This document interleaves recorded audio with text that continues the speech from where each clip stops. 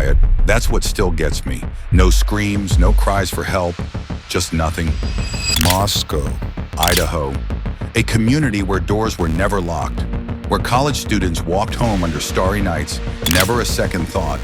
But on one chilly November evening, that sense of security was stripped away, and 4 young lives vanished into the quiet.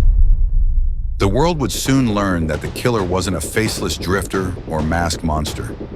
He was one of them, a man who did not simply study the criminal minds, he was one. November 13th, 2022. A Sunday morning. It began just as any other in Moscow, Idaho. Tranquil streets, empty sidewalks, coffee brewing in student apartments. But at 1122 King Road, something unfathomable had already transpired. Inside that off-campus apartment, 4 University of Idaho students were brutally murdered in their beds. Kaylee Goncalves, Madison Mogen, Xana Kernodle, and Ethan Chapin, stabbed to death, some while they slept, some possibly awake, fighting for their lives. No one had heard a sound, not the neighbors, not even the 2 other roommates who slept on the ground floor. Kaylee and Maddie were best friends from the time they were children. Sunny, smart alecky, inseparable, traveling plans, professional aspirations, new apartments. Xana was intelligent, feisty, one of those wild child types. Her boyfriend Ethan was a gentle soul and vivacious, a triplet, perpetually surrounded by family. They had spent the night out like normal students. Kaylee and Maddie bought late-night snacks. Xana and Ethan came back from a party. The house was dark and quiet at 4 a.m. At 4:20, it was a crime scene. Police were summoned after a general 911 call by one of the surviving roommates. The dispatcher was told that a person was unconscious, but when police entered the home, what they found shook them to their core. There was blood on the walls, seeping through the floors. The injuries were brutal, deep, suggestive of repeated blows. It wasn't murder, it was rage. And then they found it, a knife sheath left on Maddie's bed. Forensic examiners recovered a single male DNA profile from the snap button. No matches in the database, so the hunt was on. It was uncovered by digital forensics. There was video evidence of a white Hyundai Elantra passing by the house multiple times, 4 times between 3:30 and 4:20 a.m. It belonged to nobody in the household. Weeks afterward, though, police tracked it to a guy by the name of Bryan Kohberger, a 28-year-old PhD student in criminology, a 10-mile drive away at Washington State University. The more they searched, the more horrible it was. His phone rang outside the house 12 times in the days before the killings. It died on the night of the murders, turned off just short of 3 a.m., and then turned on shortly after 4:45 a.m., traveling south out of town. Kohberger wasn't a stranger to the criminal mind.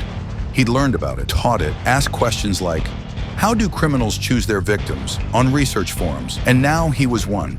He was taken into custody at his parents' home in Pennsylvania on December 30th, 2022. Calm, unemotional, no confession, no rationale. This morning in the murders of the 4... You don't want to affect the jurors who are considering the evidence DNA so that he can't be identified or connected to the... Initially, he'd pleaded not guilty, but on July 2nd, 2025, nearly 3 years later, Kohberger stood in court and spoke the words everyone had been anticipating. I killed them. He took a plea deal to avoid the death penalty. He pleaded guilty to the killings. But even that, he gave no motive, no reason, no rationales. Off the record, though, some of the families were informed more. Specifically, the Goncalves family, Kaylee's mom, dad, and sister. Her father, Steve, then revealed to us in a subsequent interview what had been shown to him by the police. Sickening digital evidence. Kohberger, he disclosed, had been watching violent pornography. Unconscious, gagged women. Sickening, degenerate. And to them it made sense. They believed Kaylee was the target, that Kohberger had been stalking her online, that he hadn't randomly picked a house, he picked her. The July 23rd, 2025 sentencing finally confronted the families with their worst fear. Xana Aunt got up and forgive him. She claimed she could not harbor hate anymore. No sentence or punishment will ever come close to the justice Xana, Ethan, Kaylee, and Maddie deserve. Xana's stepfather was not that lucky. Go to hell, he spat at Kohberger, his voice trembling. Ethan's parents were gracious, calm, They claim the sentence brought some level of peace. He's gonna get what's coming to him. I really don't care what happens to the guy. He's off the streets, he can't hurt any more kids. Maddie's stepfather proclaimed it justice. "We'll never get on with things," he said, "but perhaps now we can go forward." But Kaylee's sister, Olivia, had no patience for peace. She stared him down, unflinching. "You are a psychopath, a sociopath, a murderer," she said to him. "Sit up straight when I am addressing you." Her words sliced the courtroom.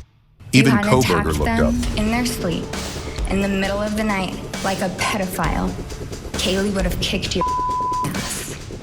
Thank you. Thank you. Kaylee's dad testified second. Steve Goncalves called the plea deal and betrayal. "The system failed us," he said. "You killed my daughter, and you didn't even have the decency to tell me why." Wrong state, wrong police officers, the wrong community. You tried to break our community apart. You tried to plant fear. You tried to divide us. You failed. Instead, your actions have united everyone in their disgust for you. The judge, Stephen Hippler, wasn't reserved either. He called Kohberger a faceless coward.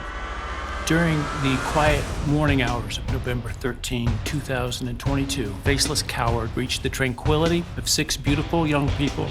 Then sentenced him to 4 consecutive life terms in prison with no chance of parole and 10 years for burglary and more than $270,000 in restitution and fines.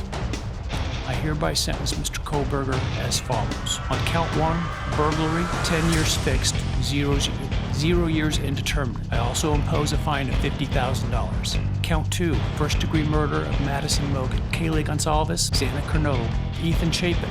I sentence the defendant to a fixed term of life imprisonment without the possibility of parole, a fine of $50,000, and a civil penalty of $5,000 payable to the family of the victim. But even the judge admitted no court could ever replace what had been taken. No sentence could ever be enough. The very next morning, a bombshell. Over 300 pages of police reports were made public. New information never before revealed. One of the remaining roommates had given police a statement that she had seen the same man peering into Kaylee's window days before the slayings. The front door was partially damaged during that night. I was so frantic that morning and scared to death, not knowing what had happened. And when I made the 911 call, I couldn't even get out the words. And from then on, I don't remember a thing. It was like my brain wiped that whole memory. There had been eyes on that house, or perhaps just one man's. And then entered something nobody could have anticipated. A voice that had remained silent came forward at last. Dylan Mortensen, the surviving roommate, stood in front of the courtroom and faced Kohberger. She talked about the trauma, the guilt, the fear. Your Honor, what happened that night changed everything. Because of him, we're beautiful, genuine, passionate people were taken from this world for no reason. And then made a statement that made the entire room go silent. He attempted to steal everything from me, but he will never silence my voice. What he did shattered me in places I didn't know could break. Her voice was strong, blunt, and louder than a scream. In the end, Kohberger never explained why he did it, never spoke of being sorry, never looked at the families. He entered, admitted to killing 4 young adults, and sat down. But the families, they did not remain silent. They stood, they remembered, and they would not let their loved ones become more than names in a courtroom. 4 lives lost before they were even able to begin. Ethan, Kaylee, Xana, Madison. Their laughter is in the minds of those who love them. Their bedrooms are frozen in time. Their families still leave their seats at the table empty, still check their phones for a call that never comes. Bryan Kohberger thought he could come in, take those lives, and become a specter in the system. But what he wasn't aware of is that their stories don't stop with him. They continue in the voices of those they loved, in the bravery of a roommate who would not stay quiet, in a community that will not forget, and in a nation that witnessed and mourned. Perhaps there will never be answers. Perhaps there will never be peace. But there will be remembrance. And there will be justice voiced, remembered, and not silenced. Subscribe to Swan Moon for more crime stories.